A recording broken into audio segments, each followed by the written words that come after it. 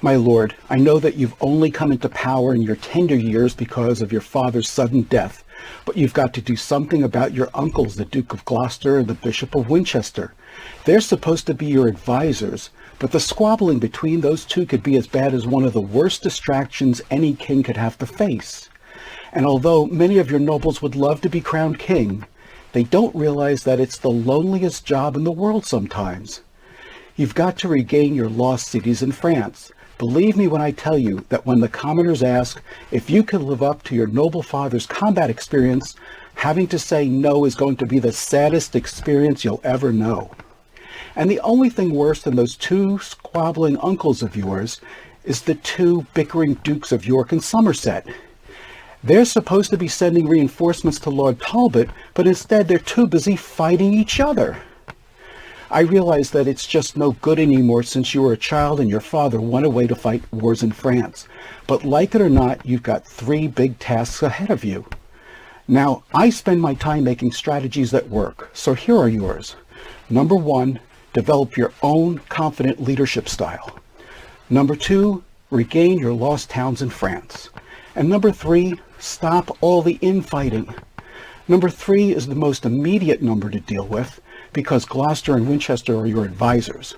Number 2 is the most critical number because if you lose those territories in France, you'll prove the famous prophecy right. Still, at least you have your regents there to help you with that task. But trust me when I tell you that by far, number 1 is the loneliest number that you'll ever do.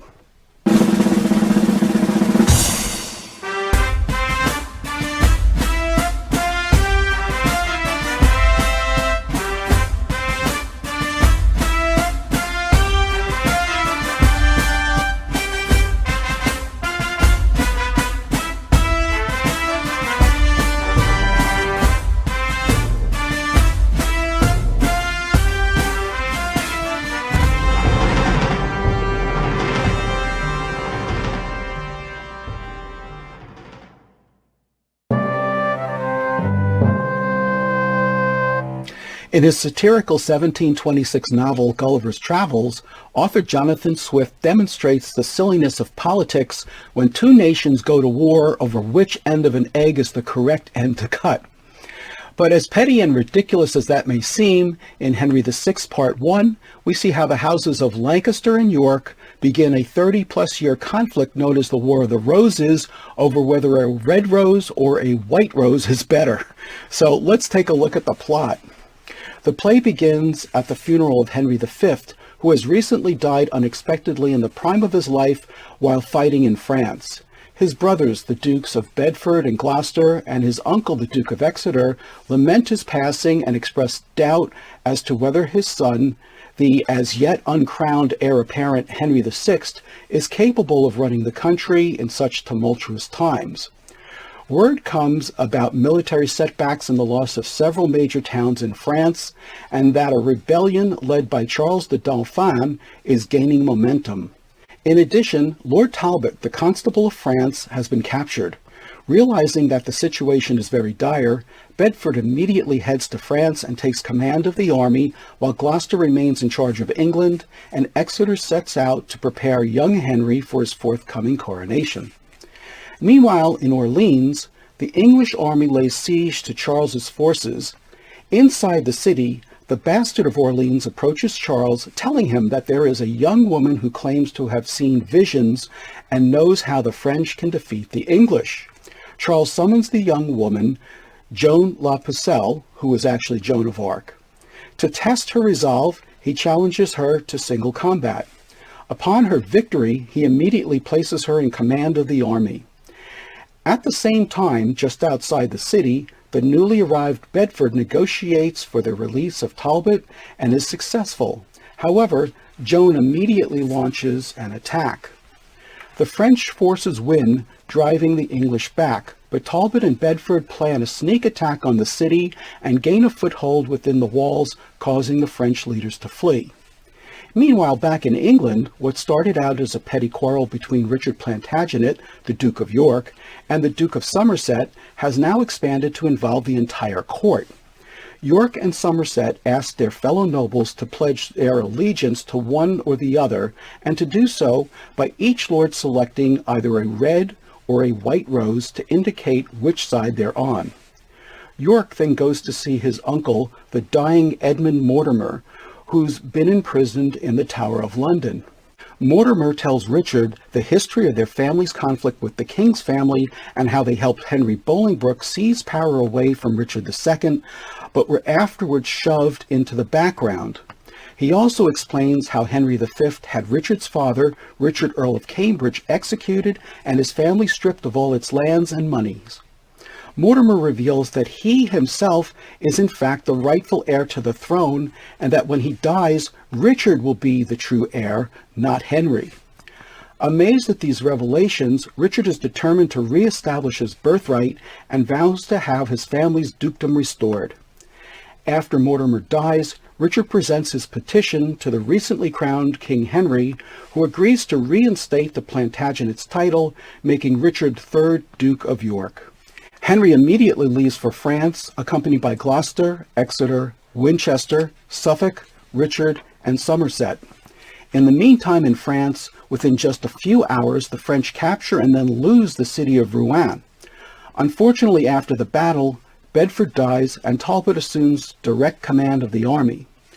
Although Charles the Dauphin is discouraged after the loss of Rouen, Joan tells him not to worry. She then persuades the powerful Duke of Burgundy, who had been fighting for the English, even though he's French, to switch sides and join the French. Meanwhile, Henry arrives in Paris. When he learns of Burgundy's betrayal, he sends Talbot to speak with him. Henry then pleads for Richard and Somerset to put aside their petty conflict, but not realizing the implications of his actions, he chooses to wear a red rose, symbolically aligning him with Somerset and alienating Richard. Before he returns to England, Henry puts Richard in command of the infantry and Somerset in charge of the cavalry in hopes of securing a peace between them. Meanwhile, Talbot approaches Bordeaux, but walks into a trap as the French army outnumbers and surrounds him. Talbot sends word for reinforcements, but the conflict between York and Somerset causes them to hesitate and second-guess one another. As a result, neither of them send Talbot any help, and they both blame each other for the mix-up. The English army is subsequently destroyed, and both Talbot and his son are killed in the conflict. After the battle is over, Joan's visions desert her. She's captured by Richard, and after pleading for her life, and even saying that she's pregnant, she is nevertheless burned at the stake.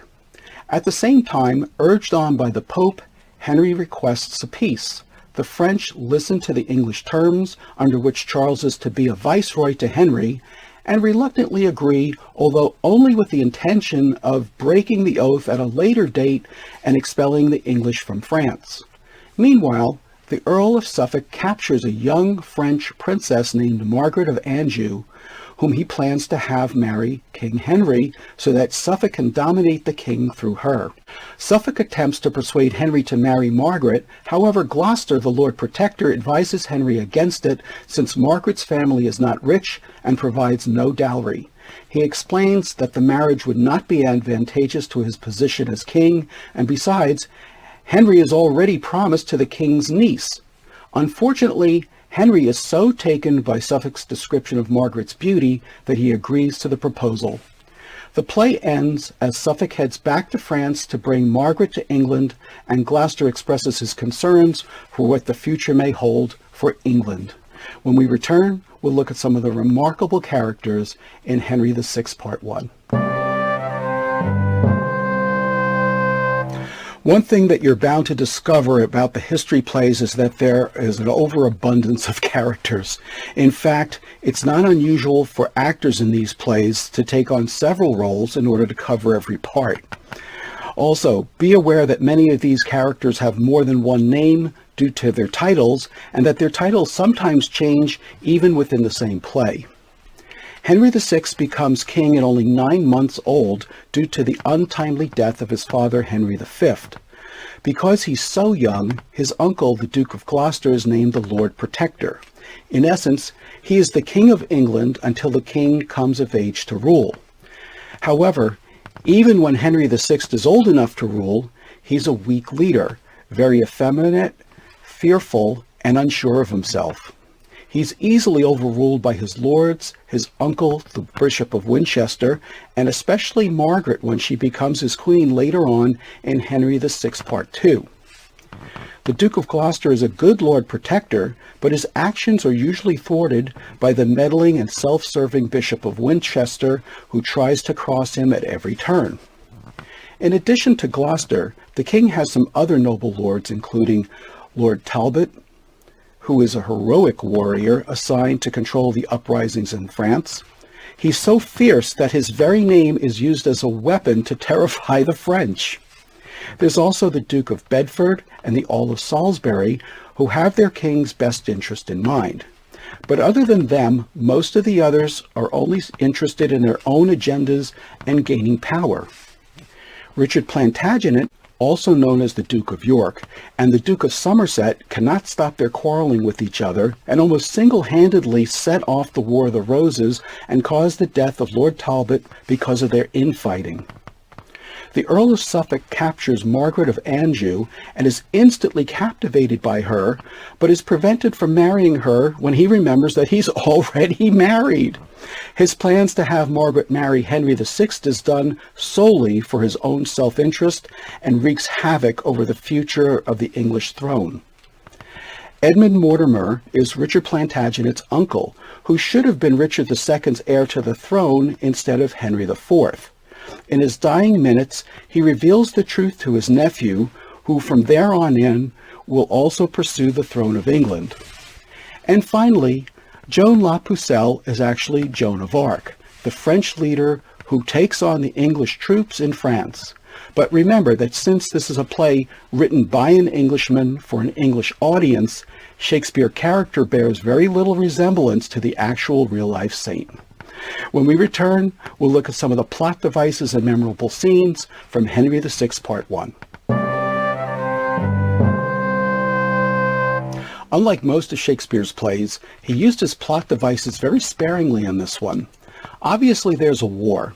When you have a conflict, it allows you to demonstrate your character's strengths and flaws. You go from the extreme characters, such as the heroic Lord Talbot, who is selfless and courageous, the fearless Joan La Pucelle, also known as Joan of Arc, who is a much fiercer fighter than any of the French she leads, to the other extremes of Sir John Fastolf, who is an unapologetic coward whose actions caused the loss of 1,200 men and the capture of Talbot himself. There is also some prophecies in this play. And of course, by now you should know that Shakespeare's prophecies almost always come true. First, the Duke of Exeter mentions in Act 3, Scene 1, "And I now fear that fatal prophecy which, in the time of Henry named V, was in the mouth of every sucking babe, that Henry born at Monmouth should win all, and Henry born at Windsor should lose all." And if that were not enough, Exeter continues in Act 5, Scene 1, after learning that Winchester has been made a cardinal. "What, is my Lord of Winchester installed and called unto a cardinal's degree? Then I perceive that will be verified Henry V did sometime prophesy, if once he come to be a cardinal, he'll make his cap co-equal with the crown." We also have the obligatory power struggle over the crown. The Duke of Gloucester is the Lord Protector, who is always being challenged by the Bishop of Winchester. It's so bad that Gloucester says that Winchester laid a trap to take his life at London Bridge. In addition, Richard Plantagenet, the Duke of York, and the Duke of Somerset continuously go at each other, dragging with them their followers, including the Earl of Suffolk, Warwick, and additional hangers-on. We see this acted out in Act 2, Scene 4 in the Temple Garden, and it starts out with men deciding who is more correct in the law, York or Somerset. And they decide this by picking either a white rose or a red rose to wear. And what's most absurd about this is Shakespeare never even tells us what the actual argument is about. Talk about making much ado about nothing. But the scene ends with the prophetic words of Richard Plantagenet: "I dare say this quarrel will drink blood another day." However, in Act 2, Scene 5, we see that it's really Richard's uncle, Edmund Mortimer, who truly should have been Richard II's rightful successor to the throne, who stirs up the ambition in Richard Plantagenet that he cannot shake. I also want to go back to Act 2, Scene 3, a truly unforgettable scene in which the Countess d'Auvergne invites Lord Talbot to her castle, but intends to capture him instead. However, the clever Talbot strategically prepared for just such a trap. Once he blows his horn, his troops burst in, surrounding the Countess and her servants, and she submits to his will. We're also going to look at Act 4, Scene 5, in the turning point section of this episode. This is where Lord Talbot meets his young son John in the midst of a lopsided battle, and the two of them argue back and forth why neither of them will flee, and the two of them vow to live or die together in the fight. And finally, we have Act 5, Scene 5, in which the Earl of Suffolk meets Margaret of Anjou. At first, he wants to take her as his prisoner, but once he looks at her, he is awestruck at her beauty. So much so that he forgets that he's married. Don't you hate when that happens? Nevertheless, Suffolk comes up with a plan to have her marry Henry VI instead, allowing him great power over her and the king. Next up, we'll delve into some of the most powerful themes that run through Henry VI Part 1. As we've already discussed, it was prophesied in Henry V that since Henry VI had so many left in the charge of his management, that France would be lost. We see that prophecy played out in Henry VI Part 1, primarily due to all of the infighting among the English nobility. The Duke of Gloucester is a good leader. However, even though he's the Lord Protector, in essence, the king by proxy, the Bishop of Winchester is a thorn in his side and takes every opportunity to undermine Gloucester's authority. And unfortunately, the king is too young and inexperienced to get these grown-ups to play nice with each other. In Act 3, Scene 1, Henry tries to intervene between the two quarreling uncles, saying, "Uncles of Gloucester and of Winchester, the special watchmen of the English weal, I would prevail, if prayers might prevail, to join your hearts in love and amity. Oh, what a scandal it is to our crown, that two such noble peers as ye should jar. Believe me, lords, my tender years can tell civil dissension is a viperous worm that gnaws at the bowels of the Commonwealth." Even though Henry is correct at what he's saying, the two uncles don't pay him much heed because he's so young and ineffective. Their actions reflect Henry's entire problem as a reigning king. He has the right and the responsibility to rule, but not the experience nor the leadership to do so effectively. In addition, Richard Plantagenet, the Duke of York, and the Earl of Somerset do not get along with each other. It's never clearly defined as to what the initial cause of the dispute was, but suffice it to say that they're willing to create a 30-plus year-long War of the Roses over their petty dispute. Their argument comes to a head when, in defiance of one another, neither side bothers to send any aid or troops to rescue Lord Talbot, who is a pawn in their childish bickering and pays the price with his own life. And finally, there's the Earl of Suffolk, who is so infatuated with Margaret of Anjou that he persuades Henry VI not to go ahead with his promised marriage to the daughter of the Earl of Armagnac, even though he is a near kinsman to Charles and brings a sumptuous dowry. And all this just so that he can have Margaret close enough to be his mistress and gain control and power in England. Now tell me, is this any way to run a monarchy? Despite all the petty squabbling, there are some impressive leaders in this play. Unfortunately, Henry VI isn't one of them. The Duke of Gloucester, the Duke of Bedford, the Earl of Salisbury, and Lord Talbot all put their country first. In fact, in one humorous scene, there's a soldier who just yells the name Talbot without even drawing his sword and collects all the spoils from the French soldiers who flee in terror just at hearing his name. But unfortunately, Bedford, Salisbury, and Talbot are all killed during the course of the play, leaving much chaos on the side of the English.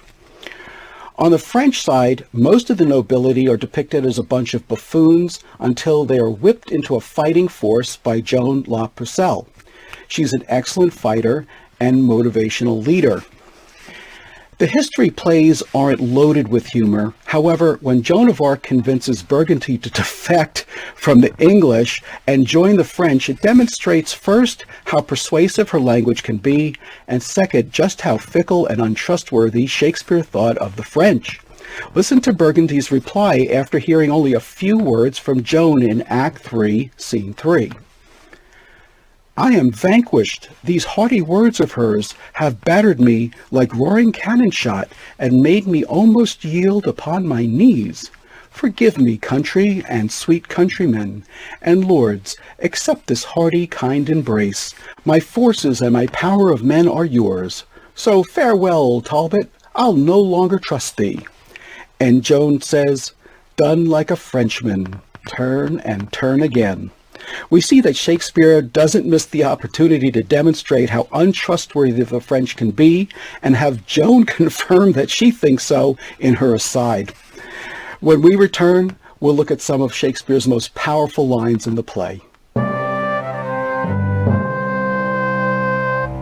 I don't want to forget to share this quick line by the Duke of Bedford in Act 2, Scene 2, when he says, unbidden guests are often welcomest when they are gone. It reminds me of the saying that house guests and fish both begin to smell after 3 days. One of the most remarkable exchanges in the entire play takes place in Act 4, Scene 5 between Lord Talbot and his son John.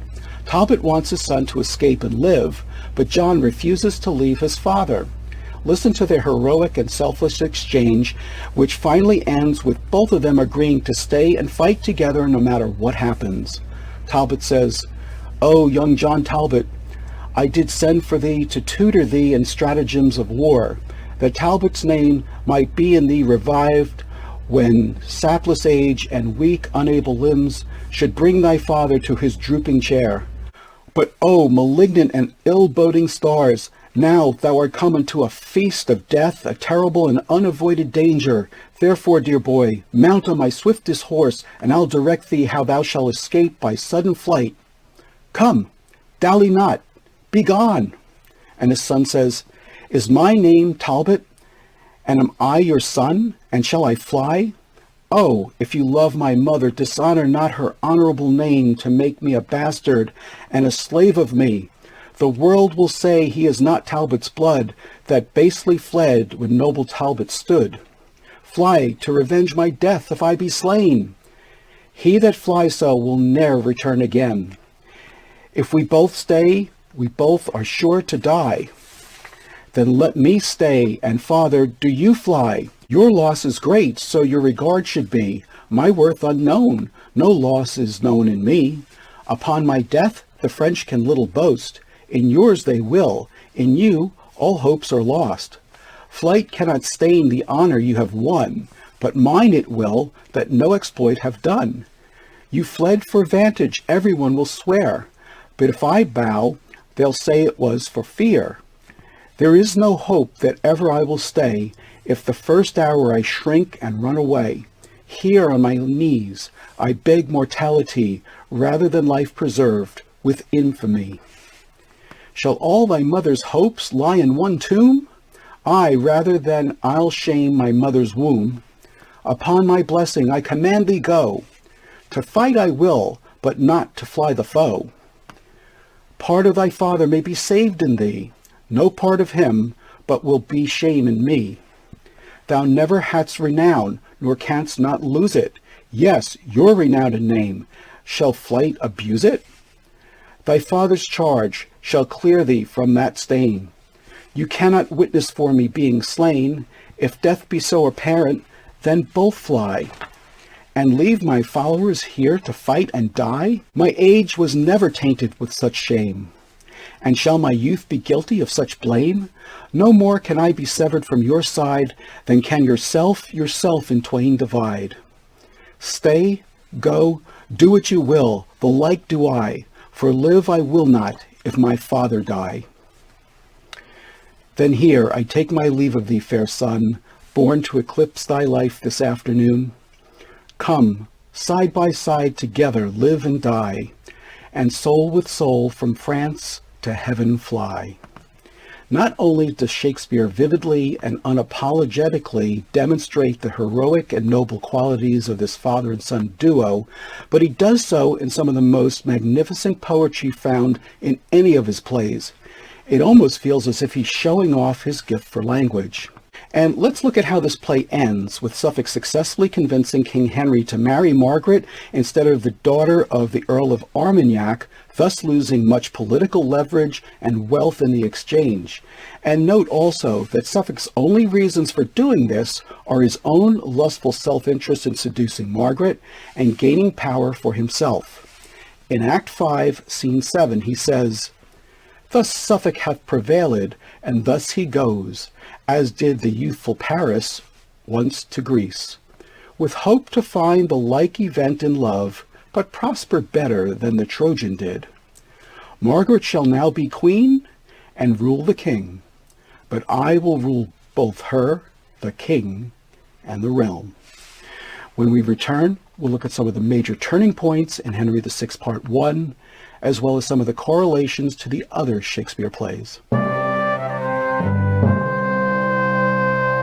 All right, now let's take a look at some of the major turning points and correlations to the other Shakespeare plays in Henry VI Part 1. There's no question that if Joan of Arc had not arrived on the scene to assist the French, the English would have had a much easier go of it. So her arrival has to be seen as a major turning point in the balance of power. Along that line, her ability to persuade the Duke of Burgundy, who was sworn to his nephew Henry VI, to change sides in the middle of a conflict was also a major turning point because it also led to the capture and destruction of Lord Talbot. In fact, the death of Talbot really signaled the end of the last of England's great military heroes. There's also the unfortunate action in Act 1, Scene 6, when, by the strangest twist of fate, the Earl of Salisbury is killed when a French master gunner's son aims a lucky cannon shot at the tower where he's standing. The loss of this great military figure dealt a terrible blow to the English side.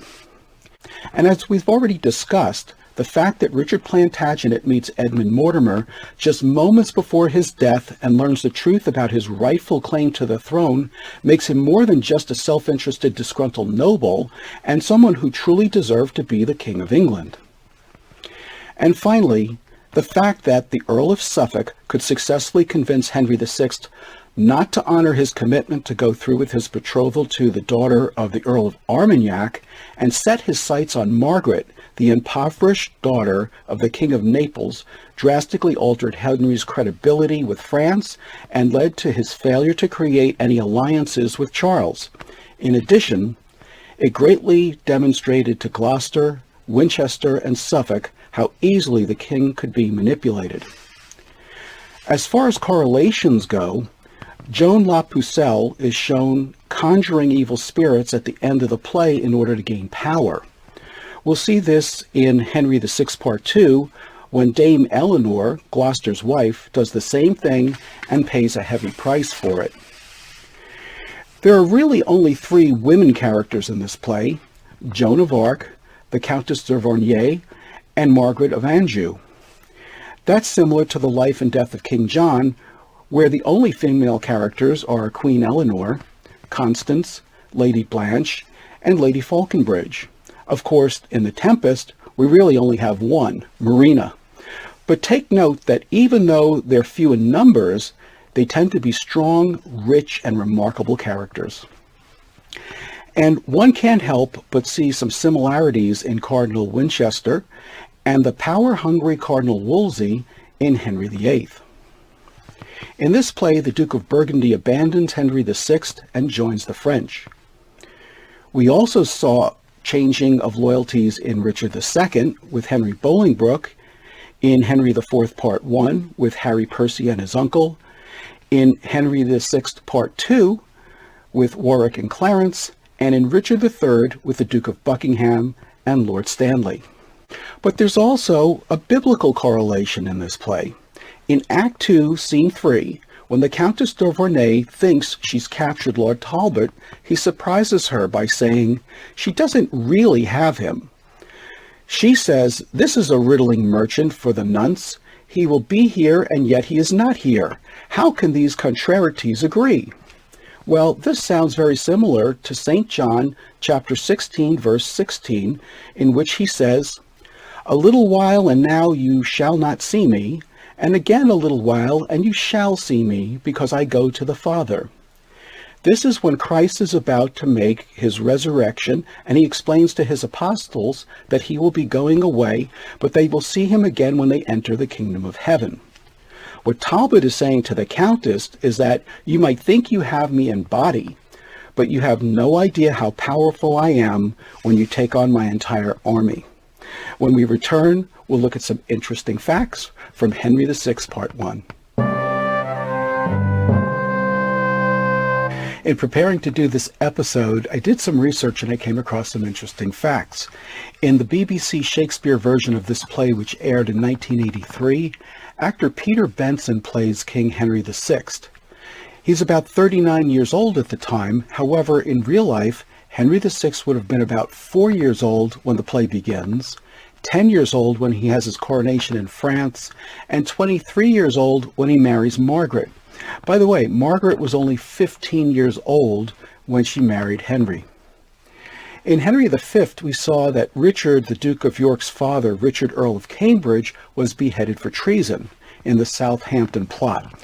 In that play, it's explained that he was working along with the French to remove Henry V. The reality is, he was trying to put Edmund Mortimer on the throne. Mortimer was the next in line after Richard II was usurped, but Henry IV installed himself as king instead. Unfortunately, the real Edmund Mortimer was imprisoned for about 12 years from the time Henry V became king until Mortimer's death. Although Shakespeare has Joan La Pucelle fighting one-on-one against Lord Talbot, the timeline is off. Joan was burned at the stake in 1431, long before Talbot ever came onto the scene. He died 22 years later in 1453. And finally, in Act 2, Scene 4, Warwick prophesies about the outcome of the War of the Roses, saying, "This brawl today in the Temple Garden shall send, between the red rose and the white, 1,000 souls to death and deadly night." Actually, he was way off. It's believed that approximately 105,000 people lost their lives in this conflict over its 30-plus years. By the way, in comparison, the United States Civil War lasted only 4 years, but cost about 620,000 men their lives. The difference is, that war was being fought for the abolition of slavery. The War of the Roses began over which color flower somebody wore on their person. When we return, we'll look at some of the actors in the 1983 BBC Shakespeare version of Henry VI, Part 1. All right, now let's take a look at some of the actors who played in the 1983 BBC Shakespeare version of Henry VI, Part 1. Peter Benson, who plays King Henry VI, reprises the role in Henry VI Parts 2, 3, and Richard III, all in 1983. He also played the second gravedigger in Hamlet in 1980, and Clown's servant in The Winter's Tale in 1981. Brenda Blethyn, who plays Joan La Pucelle, Joan of Arc, also played Cordelia in King Lear in 1982. The outstanding Trevor Peacock, who played Lord Talbot, also plays Feste the Jester in 1980 in Twelfth Night, Jack Cade and the Sheriff in Henry VI Part 2, both in 1983, Bolt in Pericles, Prince of Tyre in 1984, Titus Andronicus in Titus Andronicus in 1985, and the first gravedigger in Mel Gibson's version of Hamlet in 1990. David Burke, who plays the Duke of Gloucester, reprises his role in Henry VI Part 2, where he also plays Dick the Butcher in 1983. He also played Camillo in The Winter's Tale in 1981, and Sir William Catesby in Richard III in 1983. Julia Foster, who plays Margaret, also reprises her role and becomes Queen Margaret in Henry VI Parts 2 and 3 and Richard III, all in 1983. Anthony Brown, who plays the Duke of Burgundy, also plays Walter Whitmore, and Alexander Iden in Henry VI Part 2, and Sir John Montgomery and Louis the King of France in Henry VI Part 3, and Sir Richard Radcliffe in Richard III, all in 1983. Paul Chapman, who plays the Earl of Suffolk, reprises his role in Henry VI Part 2 and returns in Henry VI Part 3 and Richard III as Lord Rivers, all in 1983. Ron Cook, who plays the Third Messenger and the Countess Porter, returns as Richard Plantagenet in Henry VI Part 2, is elevated to Richard, Duke of Gloucester in Henry VI Part 3, and becomes Richard III in Richard III, all in 1983. In addition, he also plays Peter Simple in The Merry Wives of Windsor in 1982. Bernard Hill, who plays the Master Gunner and the Duke of York, reprises his role as the Duke of York in Henry VI Parts 2 and 3, and returns as the First Murderer and Sir William Brandon in Richard III, all in 1983. In addition, he also plays Captain Smith in the 1997 blockbuster film Titanic. Joanne McCallum, who plays the Countess d'Auvergne, also played Virgilia in Coriolanus in 1984. Brian Prothero, who plays the Bastard of Orleans, how would you like that nickname, returns as Edward Plantagenet in Henry VI Part 2 and becomes King Edward IV in Henry VI Part 3 and Richard III, all in 1983. He also plays Saturninus in Titus Andronicus in 1985. Frank Middlemass, who plays the Bishop of Winchester, reprises his role in Henry VI Part 2 in 1983. He also played Pompey Bum in Measure for Measure in 1979 and the Fool in King Lear in 1982. Tenniel Evans, who plays the Duke of Bedford, Edmund Mortimer, and the French general, also played Sir Hugh Evans in The Merry Wives of Windsor in 1982, the Earl of Salisbury in Henry VI Part 2, and various roles in Henry VI Part 3, and Lord Stanley in Richard III, all in 1983. Derek Farr, who plays the Earl of Salisbury, and Sir William Lucy, also played Lord Say in Henry VI Part 2, the Duke of Exeter and the Mayor of York in Henry VI Part 3, and Sir Robert Brackenbury and the Earl of Surrey in Richard III, all in 1983. Brian Deacon, who plays the Earl of Somerset, also played the same role and Smith the Weaver in Henry VI Part 2, the Earl of Oxford in Henry VI Part 3, and several roles including Henry Earl of Richmond in Richard III, all in 1983. Derek Fuke, who plays Lord Talbot's captain and Gloucester's servant, plays various roles in Henry VI Parts 2 and 3 and Richard III, all in 1983. Angus McNamara, who plays various roles, returns as young Clifford in Henry VI Parts 2 and 3 and as Lord Lovell in Richard III, all in 1983. Joseph O'Connor, who plays the Duke of Exeter, also played Friar Lawrence in Romeo and Juliet in 1978 and Lodovico in Othello in 1981. Mark Wing Davey, who plays the Earl of Warwick, reprises his role in Henry VI Parts 2 and 3 and returns as Sir James Tyrrell in Richard III, all in 1983. Michael Byrne, who plays several bit characters in Henry VI Parts 1, 2, and 3, also plays the Duke of Buckingham in Richard III, all in 1983, and Antonio in The Two Gentlemen of Verona, also in 1983. Arthur Cox, who plays the Mayor of London, plays Lord Clifford in Henry VI Part 2, the Duke of Somerset in Henry VI Part 3, and Lord Grey and the Lord Mayor of London in Richard III, all in 1983. David Dacre, who plays Rainier, the Duke of Anjou, and Vernon, also plays the Duke of Buckingham in Henry VI Part 2 and returns as Lord Hastings in Henry VI Part 3 and Richard III, all in 1983. Peter Wyatt, who plays Woodville and the Lieutenant of the Tower, plays Sir Humphrey Stafford in Henry VI Part 2 and the Duke of Norfolk in both Henry VI Part 3 and Richard III, all in 1983. Alex Gard, who plays young John Talbot, plays various characters in Henry VI Parts 2 and 3, including the Marquis of Dorset, a role which he reprises in Richard III, all in 1983. John Benfield, who plays various roles, returns in Henry VI Parts 2 and 3, playing the Earl of Northumberland, along with other roles. In addition, he also played the jailer in The Winter's Tale in 1981, and several roles in Titus Andronicus in 1985. Peter Aldwin, who plays the Second Company, reprises the role in Henry VI Parts 2 and 3 and Richard III, all in 1983, and plays a British captain in Cymbeline in 1982.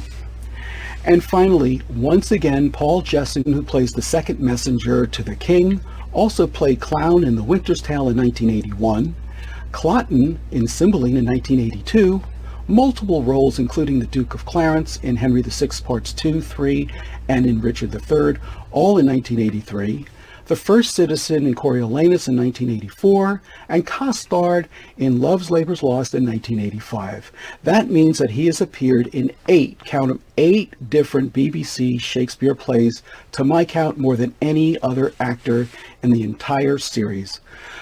Believe me, I know that was a lot to keep track of, and I still couldn't include everybody who took part in these plays, but these magnificent actors did a first-rate job over 40 years ago to create a master set of all of Shakespeare's plays so that we can enjoy them today. The more you pay attention to these actors in these different roles in different plays, the greater appreciation you're going to have for the sacrifices that they made for our benefit. And I highly recommend that you get this DVD collection for your own library and enjoyment. It's one of the most valuable and rewarding investments that I've ever made in my life. And now let's get ready for today's trivia challenge, which is called General Knowledge. All right, now it's time for today's trivia challenge, which is called General Knowledge. Name the generals who lead these forces and in which plays. Number 1, the Volscian army against Rome. Number 2, the Venetian army against the Turks. And number 3, the Romans against Britain. When we get back, I'll have the answers along with some relevant lessons from Henry VI, Part 1. Okay, now let's see how you did on today's trivia challenge called General Knowledge. You are to name the generals who lead these forces and in which plays. Number 1, the Volscian army against Rome. That was Tullus Aufidius in Coriolanus. Number 2, the Venetian army against the Turks. That was Othello in Othello, the Moor of Venice. And number 3, the Romans against Britain. That was Caius Lucius in Cymbeline. And now let's wrap up with some relevant lessons from Henry VI, Part 1. Number 1, first, if you're a leader, make sure that everyone on your team is focused on the same goal. If you're in business, the front line serves the customers and the back line serves the front line. Ultimately, if everybody is looking towards serving the customer directly or indirectly, you're all looking in the same direction. Next, when you work as part of a team, you have to put the needs of the team ahead of yourself. Just remember that the needs of the many outweigh the needs of the few or even the one. And finally, it's better to work short-handed than with people who you consider indispensable. As Henry Ford once said, no one in your organization is indispensable. And if you have anybody in your organization who is indispensable, fire them by 12 noon tomorrow. I'm Dave Romeo, and thank you for watching this episode of Romeo and Shakespeare. Please join me next time when 3 bachelors decide they're ready to wed, but find out they'll have to wait a year instead.